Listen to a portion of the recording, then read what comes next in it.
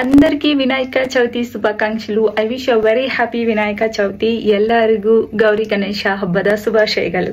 ఇంకా దేవుడు అలంకరణ అయిపోయిన తర్వాత త్వరగా రూమ్ కి వచ్చి నేనైతే రెడీ అయ్యాను. టైం లేదు, త్వరగా మళ్ళీ రిటర్న్ వెళ్ళాలి కాబట్టి స్పీడ్ గా రెడీ అయిపోయి వెళ్ళాను. అండ్ కుంకుమ పెట్టుకుంటే వచ్చే లుక్కే వేరే. అబ్బాయిలైనా అమ్మాయిలైనా పండుగ రోజు చాలా బాగా అనిపిస్తారు. నాకు అలానే అనిపించింది ఈసారి. అండ్ పూజ అనగానే కంకణం కట్టుకోవాలి కాబట్టి కంకణం కట్టుకొని పూజ అయితే స్టార్ట్ చేశాము.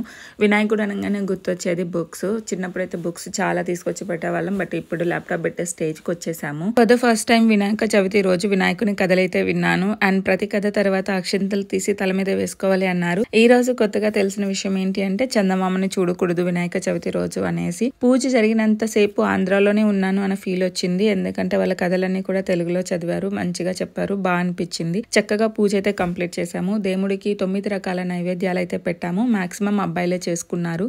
నేను అక్కడికి వెళ్ళి ఒక లడ్డు మాత్రమే చేశాను, that to for the first time. Taste బానే వచ్చింది. ఇంకా దేవుడి పూజ అయిపోయిన తర్వాత మనం కూడా తినాలి. అండ్ ఫెస్టివల్ అంటేనే ఫుడ్ అన్నమాట. సో ఇంకా ఆలస్యం లేకుండా కంప్లీట్ మెనూ అయితే ట్రై చేశాను. ప్రతిదీ టేస్టీగా అనిపించింది. మీరు ఎలా చేసుకున్నారు పండుగ? Please do mention the comment section below.